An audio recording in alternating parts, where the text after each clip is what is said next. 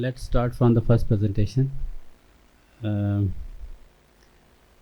अच्छा, एक मैं सबके लिए बता दूं कि ऑप्टोमेट्री जितने भी सेशंस हैं उसकी मार्किंग है, तो time is a very crucial thing. Apart from the your basic जो आपकी रिसर्च कंटेंट्स हैं या आपकी प्रेजेंटेशन है या आपका क्वेश्चन आंसर्स हैं, उसके अलावा भी तो time is very important. You have 5 minutes. तो आगा साद he will be presenting on the assessment of accommodative response in children with phobias. Bismillahirrahmanirrahim. Myself Agha Saad Khan. I am consultant optometrist at Asif Eye Hospital, Lahore. Today the topic of my discussion is comparison of filter lenses versus non-filter lenses on stereochety in high myopic patient. Following are the contents of my discussion: introduction, objective, hypothesis, material, methodology, results, and finally the conclusion. As we all know, the three-dimensional image perception during binocular single vision is known as stereopsis. The smallest depth difference that a person with normal brain function with two eyes can detect is known as stereochety. Measured in second of hour, normal level is being 14 seconds of hour. Myopia greater than -6 diopters is termed as high myopia. Lenses are used to form images, while filter lenses are used to modify these images by reducing glare and increase contrast sensitivity.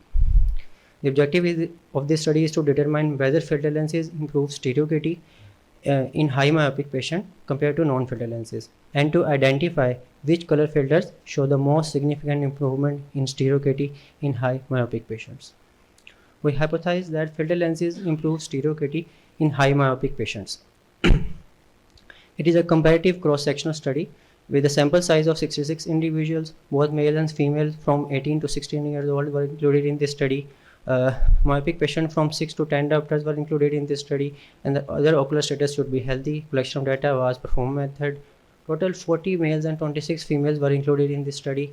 Visual acuity was recorded on logMAR visual acuity chart, while refractive status was confirmed on autorefractometer. Myopia was measured through trial box lenses, and filter uses include red, green, yellow, and blue filter. Stereochety was recorded on T1 stereo test. The pair t-test analysis demonstrates that blue filter result in a statistically significant enhancement in stereochety with a mean difference of 562.9 seconds of arc with the p-value of 0.001, indicating a very significant difference compared to non-filters. Additionally, yellow filters has also shown very slight improvement in stereochety with the p-value of 0.04, while red and green filter did not demonstrate statistically significant improvement in stereochety. The following table represents the comparison of non-filter lenses with red filters. Show the mean difference of 500.4 seconds of arc with a standard deviation of 7.2 and the non-significant p-value of 0.09. And the comparison of non-filter lenses with green filter lenses show the mean difference of 406.4 seconds of arc with a standard deviation of 4.2 and the non-significant p-value of 0.06. While the comparison of non-filter lenses with yellow filter lenses show the mean difference of 524.3 seconds of arc with the standard deviation of 6.8 and the very slightly significant p-value of 0.04. And finally, the comparison of non-filter lenses with blue filter lenses show the mean difference of 562.9 with the standard deviation of 9.5 and the very significant p-value of 0.001. So we summarize the result as with blue filter stereochety significantly increase, with yellow filter stereochety slightly increase, and with red and green filter stereochety insignificantly increase. So we concluded that blue filters significantly improve stereochety in high myopic patient, and it is recommended that eye care professional should consider their clinical use as a non-invasive enhancement tool for the patient with stereochety challenges. Any questions? Thank you.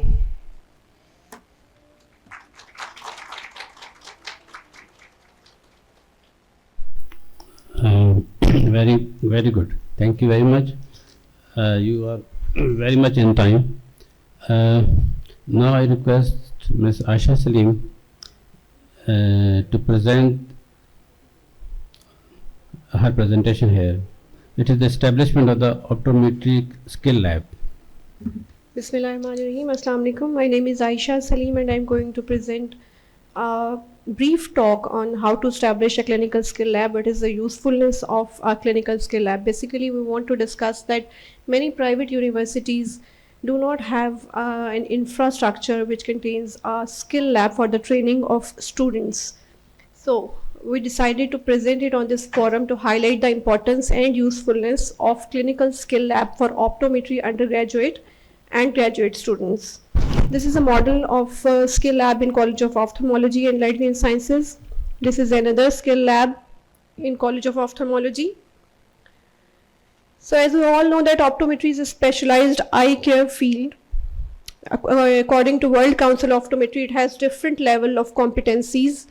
Pakistan has more than 15 optometry schools. Issues with the training of optometrists during their studies are that they have extensive indoor studies, busy outdoor, and they don't have plenty of time to practice in OPDs. So another issue was highlighted by a few of our postgraduate students was that we don't have any wet labs for optometry students in Pakistan. College of Ophthalmology and Light and Sciences enroll 60 students per year and we have 3 clinical skill labs. All other institutes lack this facility of clinical skill lab. So what are the objectives of having a clinical skill lab in optometry schools? We want to bridge the gap between theoretical knowledge and practical application. It provides students with the opportunity to develop proficiency in performing a variety of optometric procedures, and it prepares students for their clinical rotations in OPD area. So here is the rationale or purpose. Practical exposure of undergraduate and graduate level trainees is very crucial. It provides real-time feedback and it develops confidence in their clinical abilities. What we need to train in clinical skill lab? We need to train them, first of all, we train them according to their competency level or according to their grades. If a student of second year or third year is coming to a clinical skill lab, we start their training from history, taking visual acuity, and then we move on towards diagnosis and management. So health education and prevention is another important aspect of optometry training. These are the minimum equipment required to develop a clinical skill lab in any optometry school. You can see here refractive equipments and some diagnostic equipments as well. We must have examination-based specialized practice stations, lecture area, and simulators and visual training tools, as I have shown in the first picture that we have for Opter in clinical skill lab for the training purpose. Record keeping is very crucial in any clinical skill lab. What we should do in maintenance of record is we should make rotation-wise list of students and competency lists, attendance sheets, and norms of working during the training period of CSL. Prescription cards are also very important to keep as record. Provision of standardized examination protocols and competency checklist. We should ensure that students are learning the necessary clinical skills. The competency checklist should be displayed on the walls of the room. Students' evaluation and assessment must include task-oriented clinical assessments and OSCEs. You have 1 minute more. Okay. Let's conclude the presentation. So a clinical skill lab there should be a well-rounded clinical skill lab for optometry education, combining clinical equipment, teaching and training tools, and to impart teaching and training and to supervise them on professional and ethical ground with strict monitoring are the key parameters to consider in a clinical skill lab, which we may call an optometry clinic in an optometry school. Thank you. Any questions?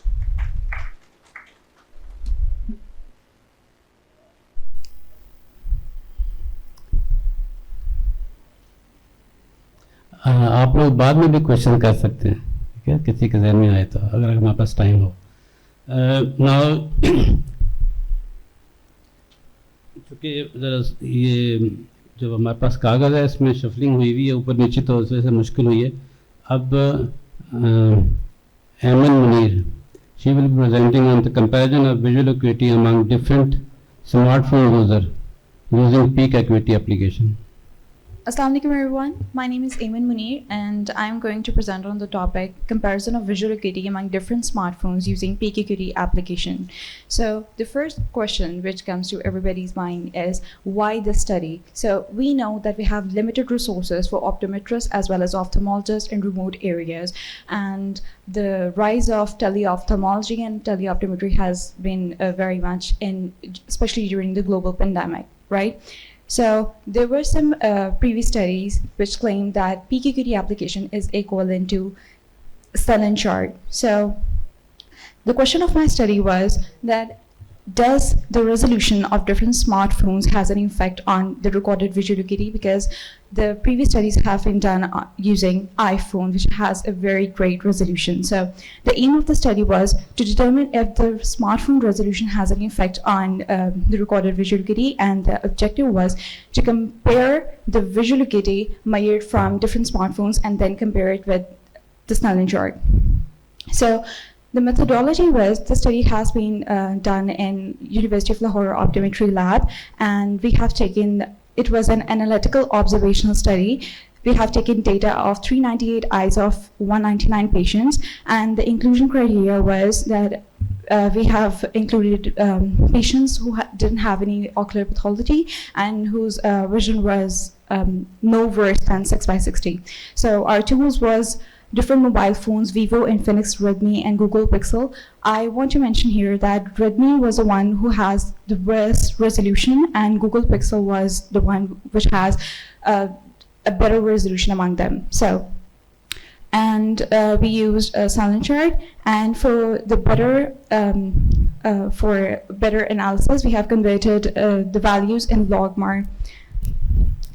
So these were the results. There was no statistical difference between the recorded visual acuity. So this study claims that there was no difference actually. So peak acuity application is actually equivalent to Snellen. And the conclusion is that we can use this application while in our iCams. You know, it is very difficult for us to carry charts and tools for us. So we can also use this during iCams, and we can also use it during in remote areas as well. So the take-home message is resolution doesn't matter, but reliability does. Thank you. Very good. Excuse me, Ayman. You said that your study design was analytical observational. Of that, which type? Sorry, sir, I didn't understand your that- question. Analytical. Observational study, Observational. yes. Analytical has two main varieties. Okay. Sir, actually, it was an a analysis. cohort study. Yes, it was a cross-sectional study. No, it could be comparative cross section. Okay, sir. ठीक है, Okay, sir. इसको incorporate करो.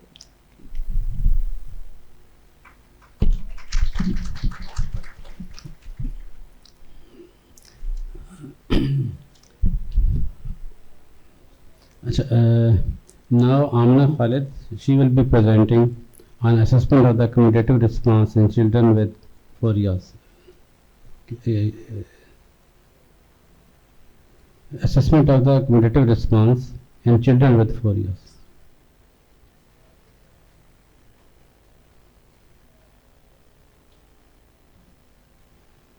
Assalamu alaikum. Good morning, everyone. The paper today I'm going to present is on assessment of accommodative response in children with 4 years. What was the purpose of this study? As we know, nowadays children are more engaged in near vision activities and using their near vision more and more.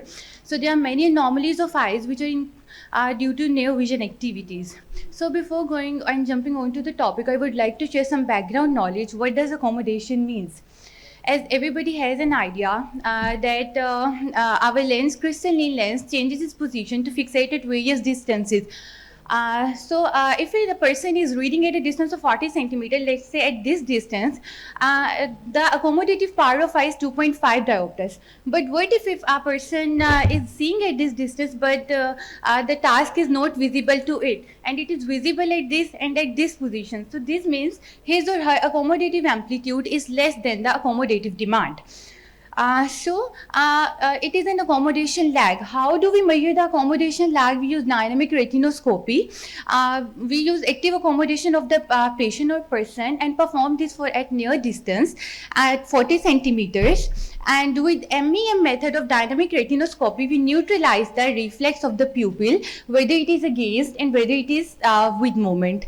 It is said that 0.75 diopters accommodative demand is considered normal in every children and adult at a distance of 40 centimeter. We checked the accommodative amplitude in persons, in children with near dissociated forias. What we did, we took 66 children visiting new hospital, age ranges between 7 to 14 years, and we measured the visual acuity for distance and near. And after that, we measure the type and the magnitude of foria at a distance of 40 centimeter and then neutralize it with prism bar. We include 8 to 10 prism diopters near dissociated foria. We perform MEM retinoscopy with the refractive prescription on, and the p-value less than 0.05 was considered significant. So what our results was, more of the patients were female, children were female, and NPC ranges were in a normal range, which is 3 to 5 centimeters. But exophoria was most prevalent among that sample of the children, and binocular accommodative response was less in exophoria, while monocular accommodative response was measured by occluding the other eye. So what conclusion was that our vergence and accommodation systems goes hand in hand, and neophoria is related to near accommodative response. What our recommendations are and take-home message that as an optometrist and healthcare professional, it is our duty to measure near point of accommodation and near point of convergence in all children, because all aviopular anomaly is not related to refractive error. Thank you. It seems we have done very good rehearsal, very good, on time.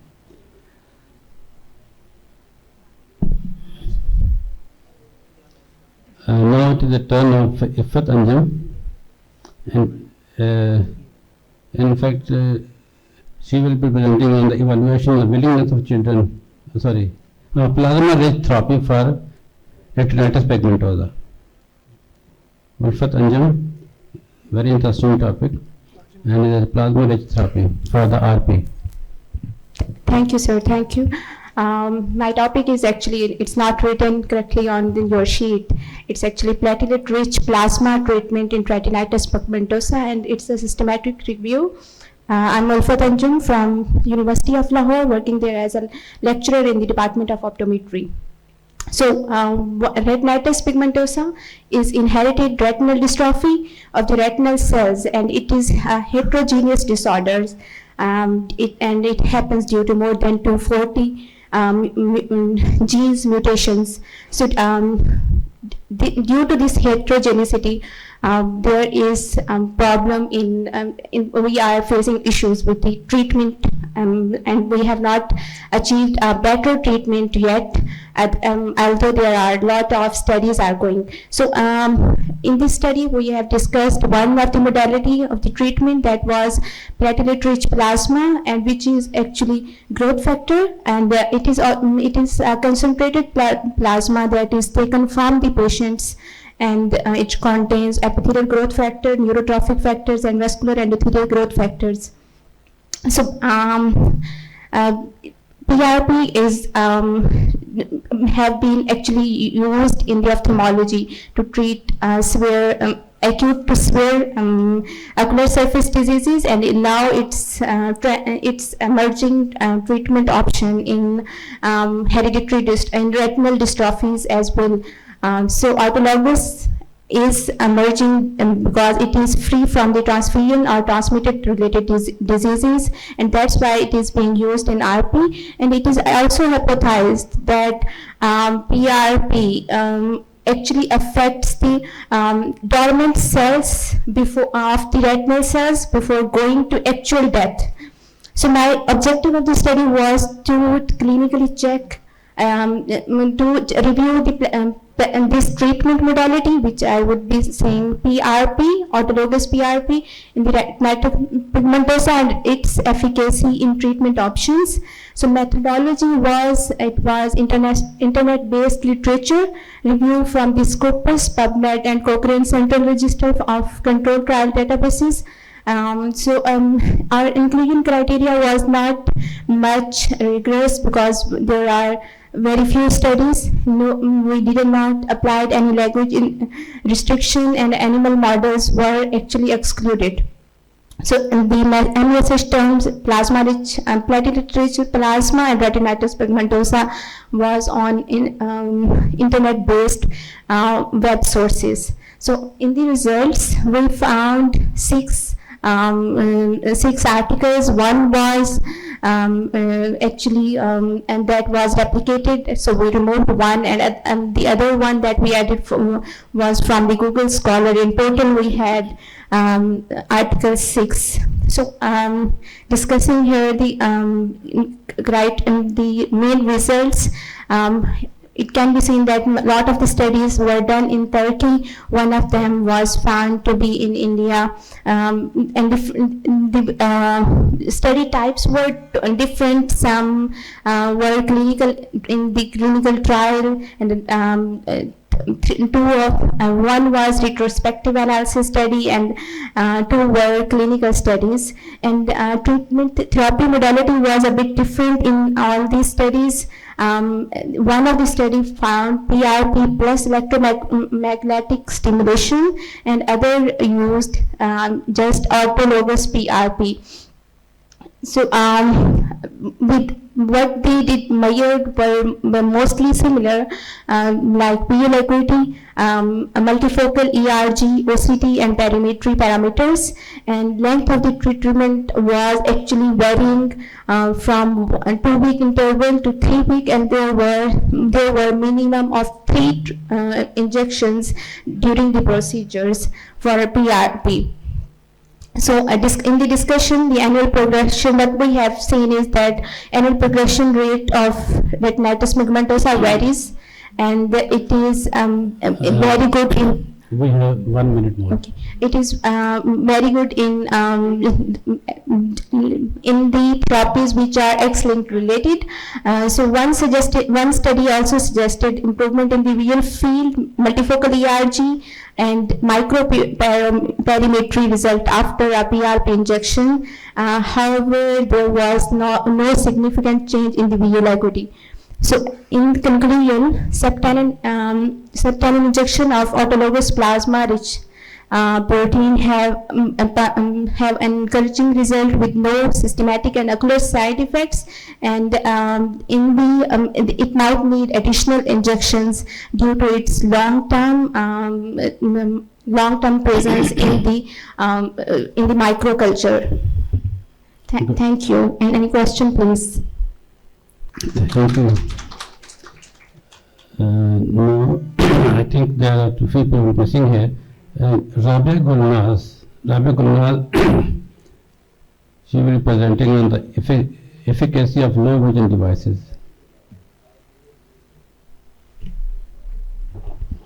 Assalamu alaikum. My name is Rabia Gulnaz.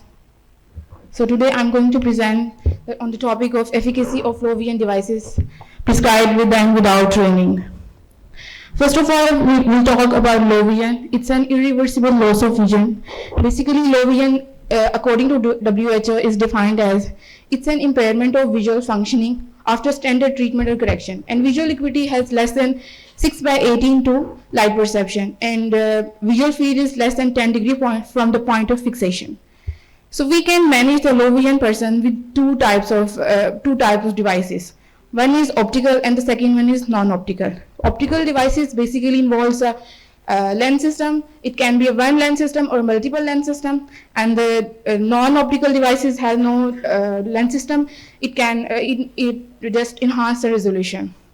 So the major aim of the management is to improve the functionality of the person and make them independent, so they can live an independent life in their education or social activities. So low vision management basically involves the following steps. First of all, we'll take the interview, assessment of the residual visual function, functionality of the person, and then in intervention, and then the rehabilitation therapies. So in my research, I noticed why some persons were prescribed the devices and they were not using the devices. So reason might be related to the individual. He might be depressed or has some anxiety due to the loss of vision. And device itself, it might be a heavy or size, and environment is the most important factor, the social stigma. And then the intervention with the device, he or she don't know how to use the device. So in the acceptance of the low vision device, it's important for the professionals to incorporate the training of the device. So the aim and the objective was the efficacy of the low vision devices to evaluate this.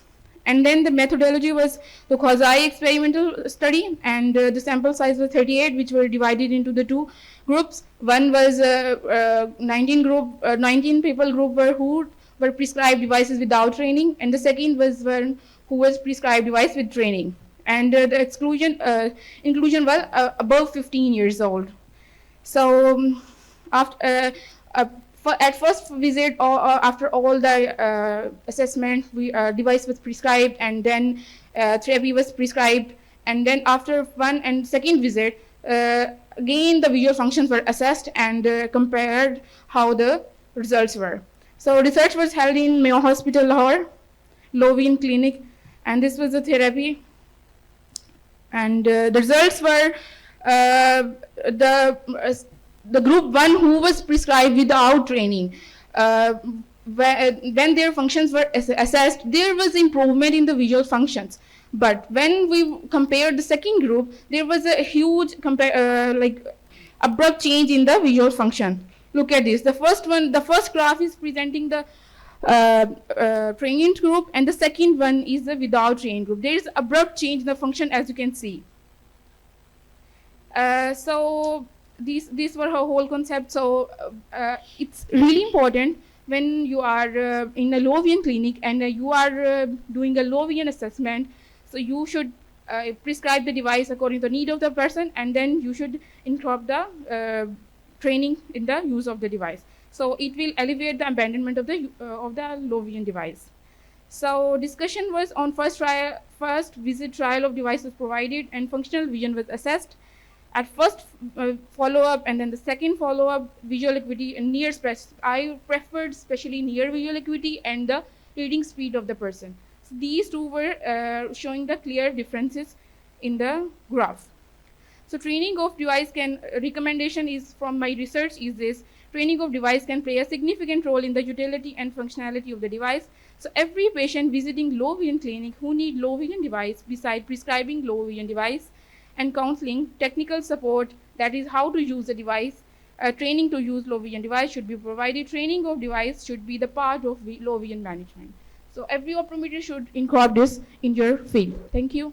Any questions? Yes.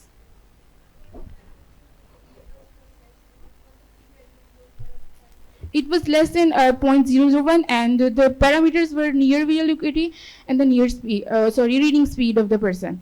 So actually, I assessed the whole visual functions, but which I involved in the research was these two.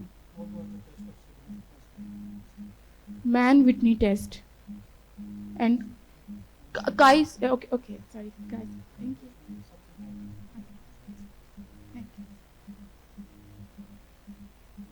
Very good.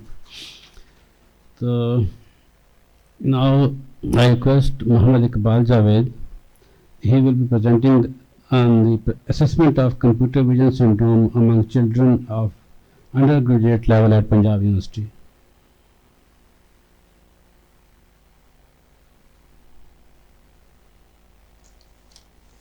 Assalamu alaikum.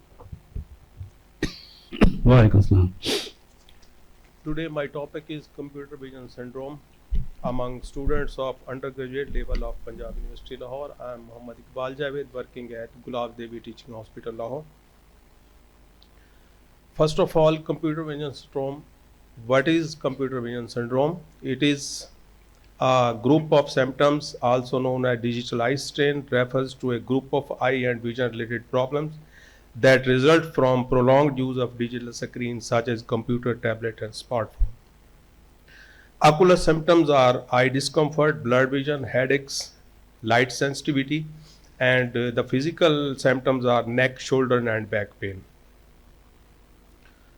You know that computer vision syndrome is the major public health concern of the recent years in younger age, and so we conduct this study to assess the problem among undergraduate level students of Punjab University, Lahore. The method of this study was a cross-sectional study of 6 month duration, and total 283 participants were included in the study, and data collected on self-structured proforma and analyzed with SPSS version 26. Age and gender of the students, a mean age of the participants recorded as 23 years, and gender male 121 and females were 162, and here female group was dominant. And the types of digital devices that students use mostly, that's smartphone 136, laptops 145, and desktop 06. And this is shown that smartphones are usually used by the students in all age group. And here's the duration of the digital screen use: 1 to 2 hours 55, and 3 to 4 hours 92, and over 4 hours 136. And this means that the students use digital screen for more than 4 hours. And if we see the ocular symptoms, here dry eyes 33, blurred vision 59, focusing issues 82, headaches 135, and discomfort and fatigue was the dominant group, that is 158. And students never know about the Vision 2020 rule, and the regular breaks 88 and 135, no regular breaks, and knowledge about 22, that is only 60 students will know about the Vision 2020 rule. Here is the conclusion and recommendations. Common issue of the younger generation: strong association between symptoms and prolonged duration use of digital screen. Students rely more on digital devices to complete the educational tasks, social contacts, and entertainment. And high ratio, 63.9% of alarming scenario of computer vision syndromes need to be addressed. Awareness about 2020 rule must be on priority. Further research may be beneficial with large sample size and population in future. And this is the exposure of the, thank you.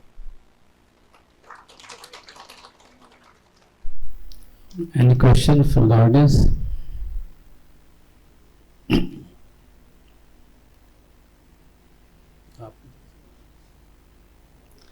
Good. Well Thank done. Now, Malaika Majid. Malaika will be presenting on comparison of the intraocular pressure and cup to disc ratio in high myopic and high hyperop patients. Assalamu alaikum everyone. I am Malaika Majid, an optometrist at Mughal Eye Clinic, Lahore. I am delighted to present my topic on comparison of intraocular pressure and cup to disc ratio in high myopes and high hyperops. This research will give us insight into how refractive error correlates with intraocular pressures and our optic nerve health. The objective of this study was to compare and correlate intraocular pressure and cup to disc ratio in high myopes and high hyperops. This is a crucial area of exploration as these factors significantly affect our ocular health. It was a cross-sectional comparative study held at Mughal Eye Clinic, Lahore, spanning from November 2022 till October 2023. Totaling of 90 eyes from 45 subjects were included and examined through this study and divided equally into 3 groups of emetropes, high myopes, and high hyperops. We collect the data by using self-structured performance and by obtaining the consent from the patients. VO liquidity was measured by using Snellen equity chart, and the VO liquidity equal to or less than 6/9 on the Snellen chart was considered as emmetropic. We examined the eye by detailed screening using a slit lamp. The exclusion criteria was included all kind of ocular pathologies, history from ocular diseases or any systemic diseases were excluded. Condition affecting visual refractive status and low to moderate refractive errors were also excluded from this study. Refraction of the subjects were performed both objectively by using autorefractometer and subjectively by on the basis of patients' responses. Intraocular pressure was assessed by using Goldman applanation tonometer, while the cup to disc ratio was assessed by using direct ophthalmoscope and with the help of 90 volt lens on a slit lamp.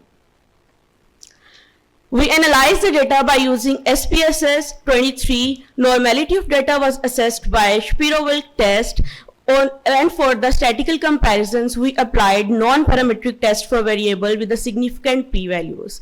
Independent test, sample Kruskal Wallis test for group comparisons, and the Pearson correlation test for variable relationships. The threshold was p-value less than 0.05 was considered significant, and the Pearson correlation value greater than 0.7 was a strong correlation. According to our findings, there is no statistical significant difference in the IOP among the groups, ranging the mean values from 12.4 milliliter of mercury for emmetropes, 13.43 for high myopes, and 13.83 millimeter of mercury for high hyperopes. But there is a very statistical variation between cup to disc ratio with the high myopes showing larger cup to disc ratio as compared to the high hyperopes and emmetropes. By ranging the values, myopes shows 0.36 with cup to disc ratio, and emmetropes and hyperopes show 0.25 and 0.31 respectively. Also, we found a strong positive correlation between age and both IOP and cup to disc ratio. Our study concluded that there was no statistical difference between intraocular pressure between high myopes and high hyperopes. However, the cup to disc ratio was notably higher in high myopes compared to emmetropes and high hyperopes. Age showed a strong positive correlation with both IOP and cup to disc ratio, underscoring the importance of considering age-related changes in ocular assessments. These findings provide valuable insight into visual characteristics of high myopes and high hyperopes, contributing to improved management of refractive errors and related eye conditions. Understanding the complexities of the eye as a window to the world is the key to appreciating the vision's health and improving the ocular health. Thank you all for your attention. I'm happy to have any questions you may have.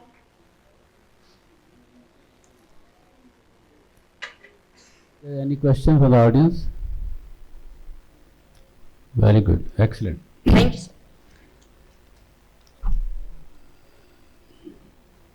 Now we have Nabila Zulfikar, I think, here, and she will be presenting on efficacy of longer wavelength in managing amblyopias.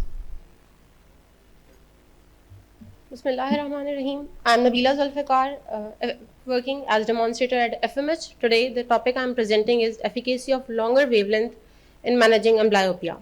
As we all know, amblyopia is unilateral or rarely bilateral decrease in best visual acuity without any ocular pathology. A non-invasive light source with single wavelength of light, no thermal radiations, named as low-level laser therapy, also called photobiology or biostimulation.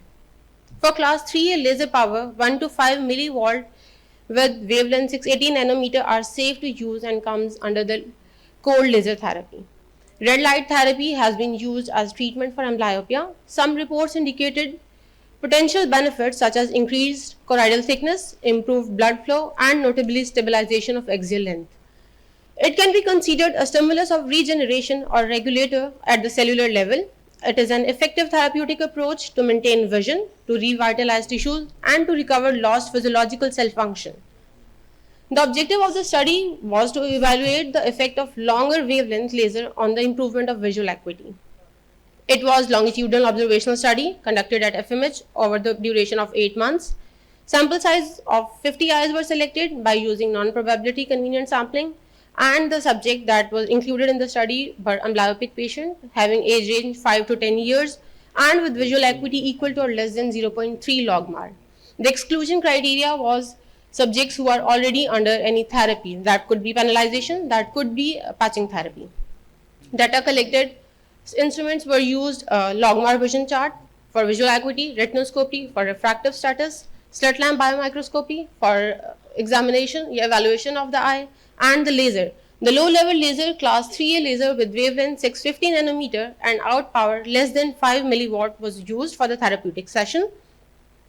Demographic data was obtained, visual acuity was measured, pinhole, refractive status, slit lamp evaluation. After slit lamp evaluation, amblyopia therapy was proposed. 2 sessions per week for 2 weeks, and then the last follow-up after 2 months.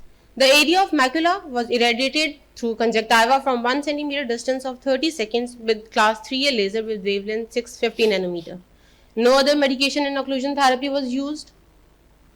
And when we talk about the results, before direct jumping on the results, there were 50 participants in the studies. 70% were male and 30% with female. The mean age was 9.2 years with plus minus 1.48 mean standard deviation. The types of amblyopia that were mainly included in the study were strabismic and anisometropic. 20% were strabismic amblyopia and 80% were anisometropic amblyopia. If we can see the results, there are in vertical lines we have visual acuity. The minimum requirement was 0.3 logmar, and we had visual acuity of 0.3 logmar, 0.5, 0.6, 0.7. We had 40% of the participants with 0.6 visual acuity, and after 4 sessions, they were improved to 0.5 logmar unit, and 10% had improved to 0.0. When we talk about the total results, we had, after 4 sessions, the visual acuity in 40% of the individual was improved to 0.5 logmar unit. And all of these participants were recalled again for a follow-up after 2 months. After 2 months, there were still certain patients who do not have any improvement in the visual acuity, but certain had already furtherly improved from their previous last 2 session visual acuity. If they were at 0.5 after 4 sessions, after 2 months, there was still improvement that led to 0.3 logmar unit. So as a result, when we compile all these evaluations, we have 80% of the individuals showed improved visual acuity, even some showed improvement when the therapy was stopped and they were called after 2 months. No visual improvement was seen in 20% of the individuals, and there were certain limitations in the study before moving to the conclusion. The age range was very limited, that was 5 to 10 years, and study was followed after 2 months. No further follow-ups were being held to just get the clear picture whether it's a long-term effective improvement or not. Low-level laser therapy was seen effective for the amblyopia therapy in the patient. Shorter duration of LLT and lack of occlusion were expected to have positive effects on the patient and the follow-ups and the compliance. Future trials are required to compare and establish the optimal treatment modalities using randomized, controlled, and double-blinded study appropriates. One of the limitations was it was conducted only at a single unit, single FMH that was conducted. No multi-factorial units. We did not have that enough studies. So we cannot finally support that, but future trials are required for that. I thank you all. Anyone having any questions? बहुत interesting study है. And I think there are a lot of things which must be doing on the myopia and on the amblyopia now. Is there some specific reason that you just followed the cases for 2 months?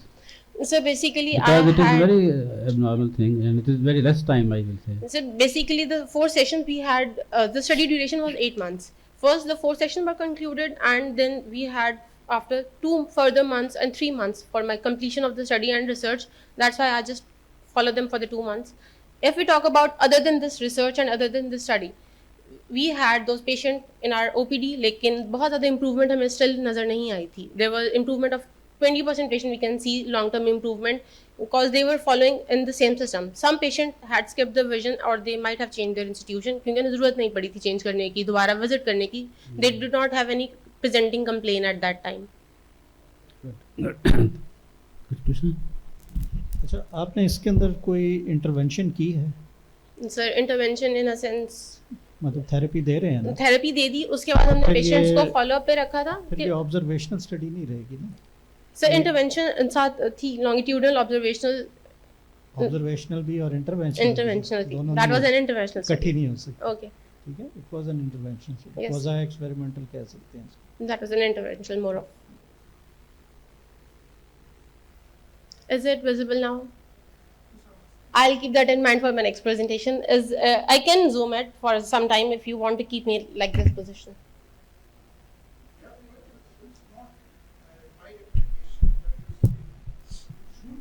No. Okay, I appreciate that suggestion. I would keep that in mind. It is very useful chart, and there are very, very important findings within it, this table. I have read it because it is very close to me. But for the general audience, it is always recommended that the font size should be bigger. Thank you very much now. And now we are having our last, Rovilla, have you presentation? But you have presentation after Zoha Naved. Zoha will be presenting on the frequency of pregnancy-induced vision endangering diabetic retinopathy in women with type 2 diabetes. Very interesting topic. Zoha Naved. Assalamu alaikum and good morning. My name is Zuha Naveed and today I will be discussing frequency of pregnancy-induced vision endangering diabetic retinopathy in women with type 2 diabetes at a tertiary care hospital. Before the complex studies, let's discuss that what is diabetic retinopathy. Diabetic retinopathy is a non-inflammatory disease of the retina that affects the retinal vasculature due to chronic hyperglycemia.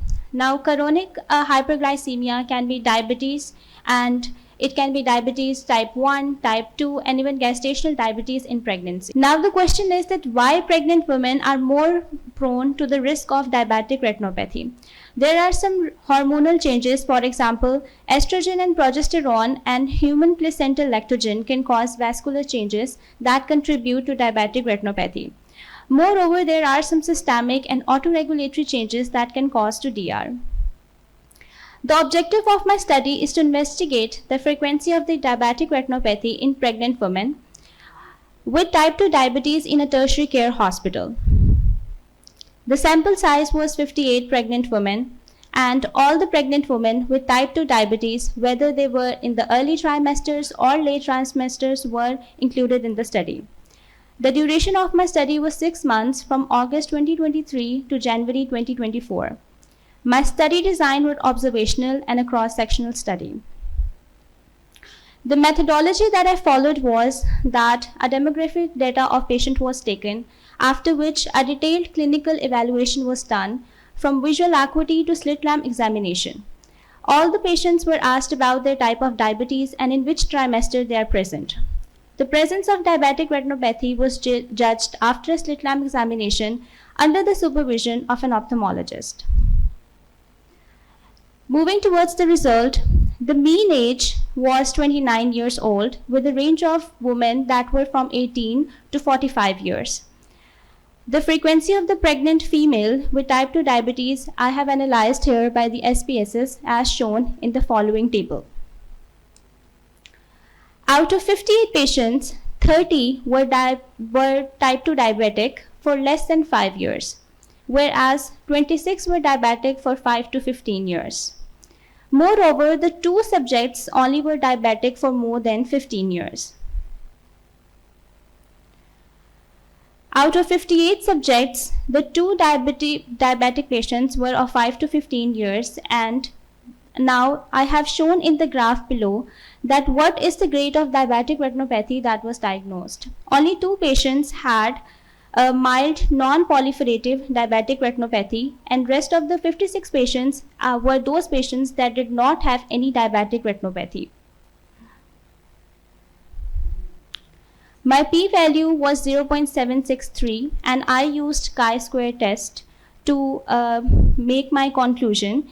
In this conclusion, I have also examined it with the gestational week. I have specifically distinguished between first trimester, second trimester, and third trimester. The frequency of the diabetic retinopathy grade is measured in different gestational weeks from first trimester to third. And the 2 diabetic patients that were diagnosed with mild non-proliferative diabetic retinopathy were present in the first trimester. Here is the chart that shows that the first trimester has 2 patients that were diagnosed with the mild non-proliferative diabetic retinopathy.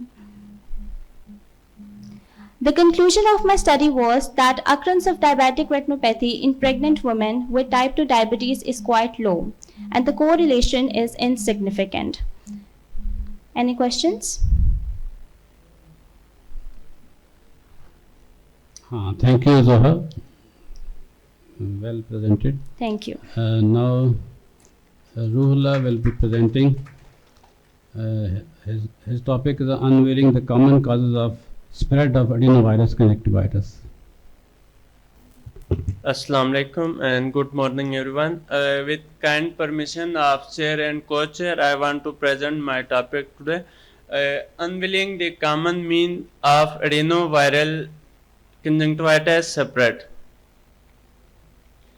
A background of this study, a highly contagious infection caused by adenovirus affecting the conjunctiva of eye, commonly known as pink eye. Symptoms: redness, irritation, swelling, tearing, sensitive to light, and sometimes blurred vision. Why it is important? A public health concern, rapid person-to-person spread through direct contact, contaminated surface often lead to outbreaks in school, offices, and healthcare facilities. No antiviral treatment is available. Prevention relies on hygiene practice. Need for the research, challenging in understanding spread, limited data, environmental persistence of adenovirus. Every year, thousands of cases are reported in Pakistan. There is a need to understand the transmission of disease to stop its spread. Aim of this study to identify key factors contributing to the spread of adenoviral conjunctivitis, help better design infection control strategies, guide public awareness campaign on prevention, contribute to the reduction in outbreak and associated healthcare burdens. Methodology, a cross-sectional study, a total of 198 participants. Participants were interviewed using a specially designed questionnaire to assess exposure history and symptoms and disease progression. A structured questionnaire was developed to gather detailed information, participant demography, hygiene practice, and data was analyzed to identify pattern in the spread of adenoviral conjunctivitis. Result shows male affected more than females. The age group which is most affected is 18 to 30 years. Healthcare professionals affect the most, second student 25%, then office worker affect. Urban population affect more than rural population. Lifestyle, the people who share accommodation affect more than those who live solo, or way of greeting those who meet with handshake affect more than those who verbally meet. Result shows common symptoms: redness 70%, sore eyes 60%, grittiness 50%, severity of symptoms mild 30%, moderate 50%, and severe 20% cases were reported. Way of separate paper, contact those person affect more who contact directly with other person.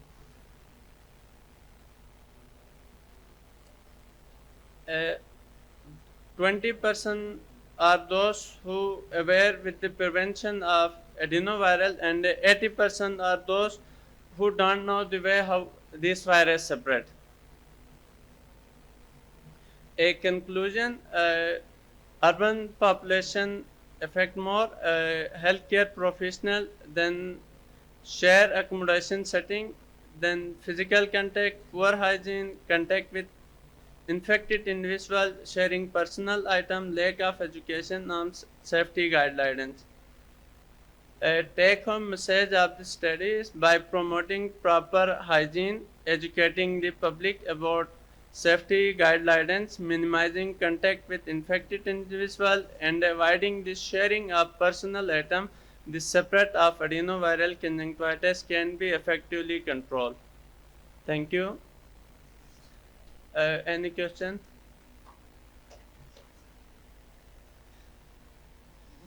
Thank you रोला।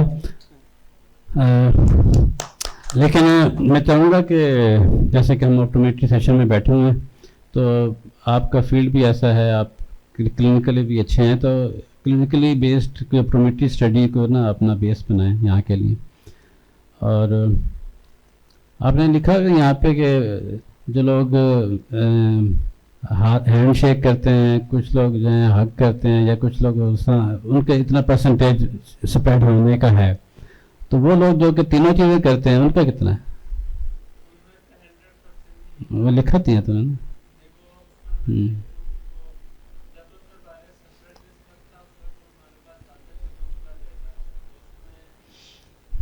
Thank you, thank you.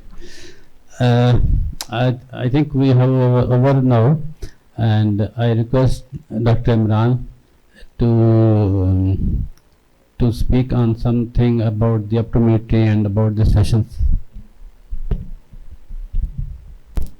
अस्सलाम वालेकुम। I hope ज़्यादातर लोग जो college of ophthalmology से हैं वो तो मुझे पहचानते हैं, दूसरे जो बाहर के हैं अगर वो जानते हैं तो बड़ी अच्छी बात है, नहीं जानते तो मैं बता दूं कि I take pride in the fact कि ये जो आपकी फील्ड है ऑप्टोमेट्री या यूँ कहें विजन साइंसेस, उसमें रिसर्च का कंपोनेंट इंट्रोड्यूस करवाने का थोड़ा सा जो सहरा है वो मेरे साथ है। असद साहब से मैंने जब आपका करिकुलम डिज़ाइन हो रहा था तो ज़िद करके मैं ताज़ा MPH करके और ख़ुद डिसर्टेशन वगैरह लिख लखा के आया था, तो मैंने कहा आपको भी ये सज़ा देनी चाहिए। तो बहरहाल वो अब चूँकि आपके करिकुलम का पार्ट हो गया है, and I am very happy to see कि वो जो पौधा मैंने लगाया था, अल्लाह का शुक्र है, इट इज़ ग्रोइंग वेल, अच्छा एक दरख्त बन गया है। और बाकी के लोग जैसे आयशा हैं, साद है, और इमरान और ये सारे लोग अब इसको टेकअप कर रहे हैं, now they have become teachers माशाल्लाह। तो कीप इट अप। लेकिन साथ ही साथ मुझे अपना वो ज़माना याद आता है जब मैं आपके टॉपिक्स सर्च करने के लिए जब टाइम आता था तो आप भागे भागे मेरे पास आते थे कि सर समझ नहीं आ रही है, ये तो हुआ है, पहले भी हुआ है।